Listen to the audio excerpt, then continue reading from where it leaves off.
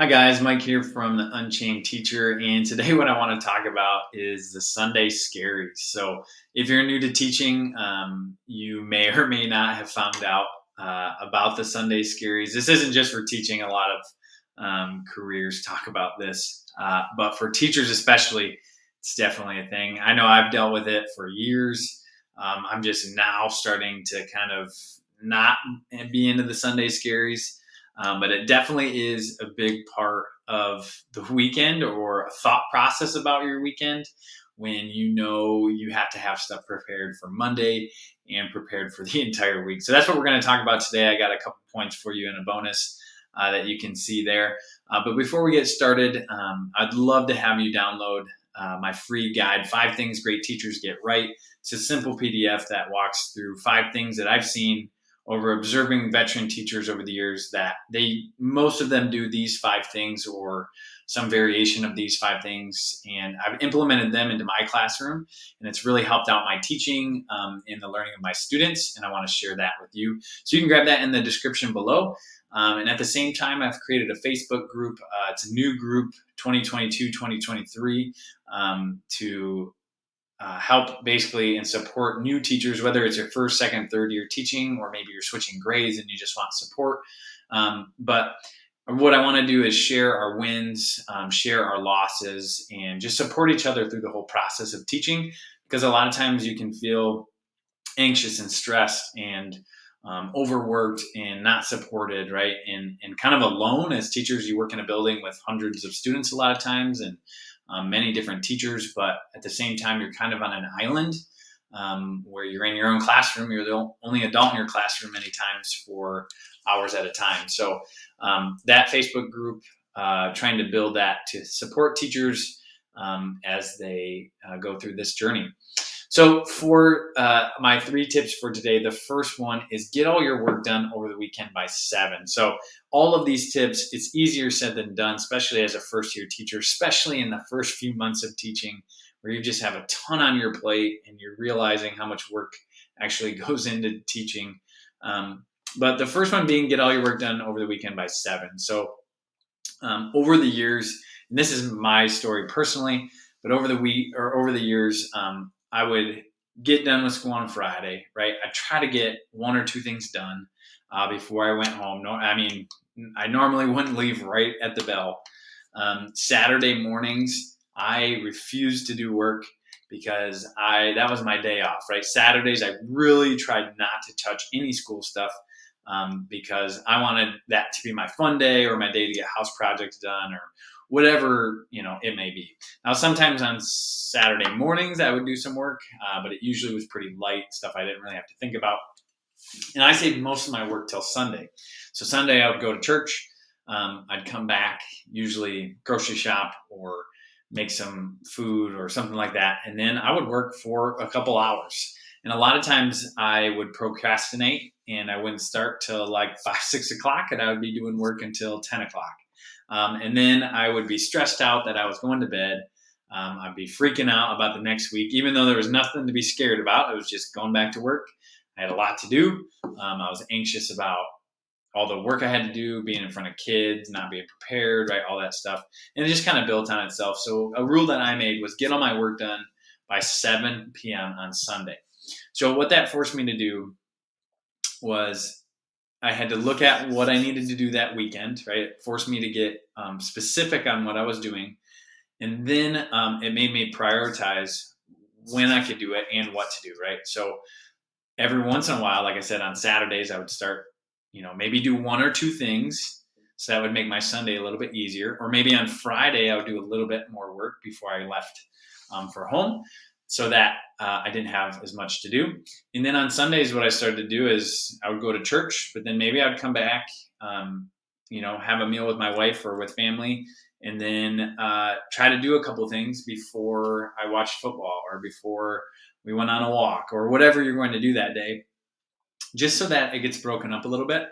And then by 7, I really, I set a deadline and I really tried to be, I still do, I try to be done by 7. So that way I can kind of relax for 2.5, 3 hours before I go to bed, right? So I can watch a movie with my wife or maybe go for a walk, or whatever you do that helps you kind of relax, kind of decompress, and get you ready for the week.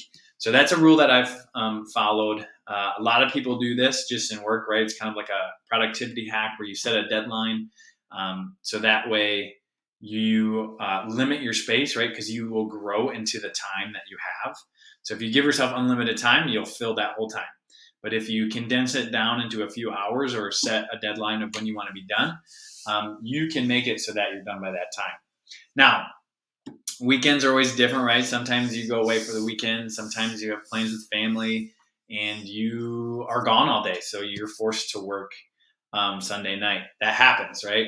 Um, I just had that the other week where I went camping with some buddies over the weekend, and I got back Sunday afternoon and had to do some work Sunday night. And so it's a trade-off, right? But really trying to set parameters around your time. For number 2, start prep work for the next week on Thursday and Friday. So every week in my planning hour, I set aside Thursday to plan my next week. And I also allow Friday to be kind of a flex day of continue my planning for the next week / printing, getting stuff ready, getting links set. So that way, Monday when I come in, I have my plan ready. And then I have a lot of the week kind of planned out. So that way I can kind of spend the rest of that week grading or helping students instead of worrying about what I'm doing the next day.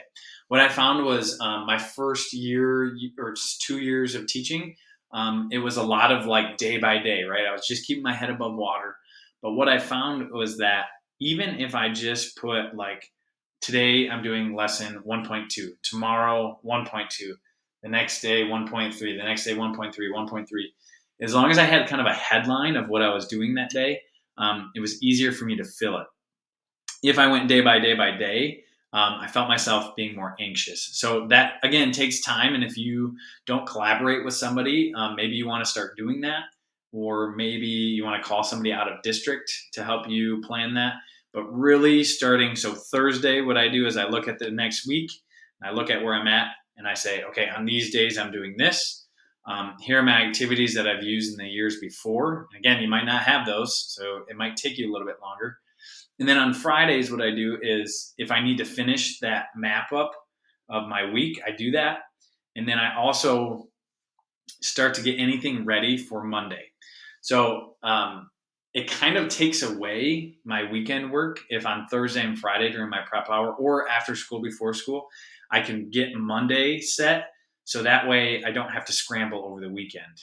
Hopefully that makes sense. But plan my whole week out, then get Monday set before you leave on Friday, so that it's an easy, it makes your weekend more enjoyable because you're less anxious about having to plan, get stuff ready. But then at the same time, when you come in Monday, you can focus on the rest of the week, right?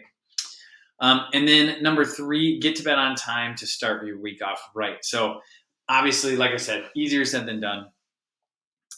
But what I found is that I would be anxious about getting ready for school.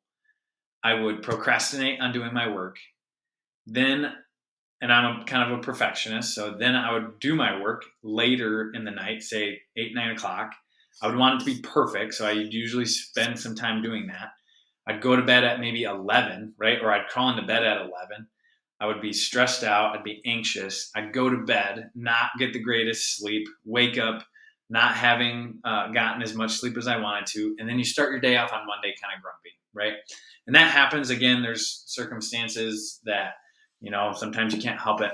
But if you can get in that routine of going to bed on time, or in that's different for everybody, right? Some people, my mom only needs about 5 hours of sleep. I like to get between 7 and 8.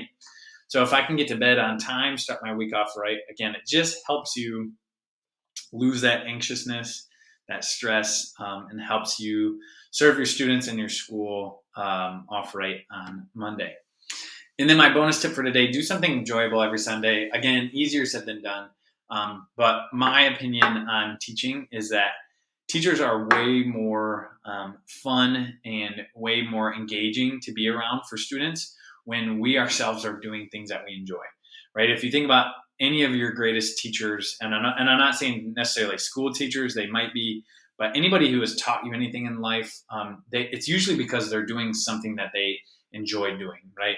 So for me, last week, like I went camping. I try to get out with friends or with my family and do some fun stuff over the weekend. And then on Mondays, I like to share with students, right? I make time for them to share what they did over the weekend. I like to share with them. And it helps build this rapport of, okay, this guy doesn't just do math, right? He has some fun over the weekend. And I think it just helps you build that relationship. But then it also just fills you up, right? A lot of our job is pouring into students, pouring into staff, pouring into the school. Um, but that can be draining for a lot of people. I know I don't have much energy at the end of the week.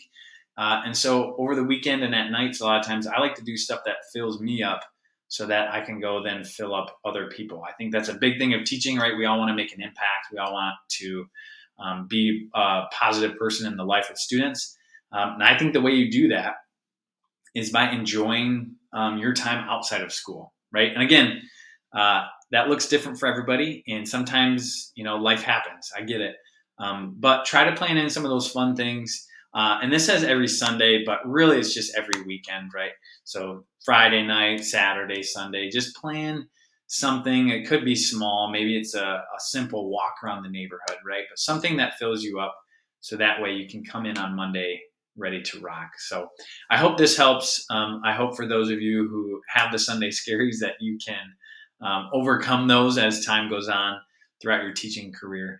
But if you haven't already, go ahead and download that free guide, The 5 Things Great Teachers Get Right. Hopefully it will give you some tips on how to decrease the Sunday scaries. And then again, that Facebook group to support teachers is in the description below too. I'd love to help you out in any way possible. So hope you guys have a great night. Talk to you soon.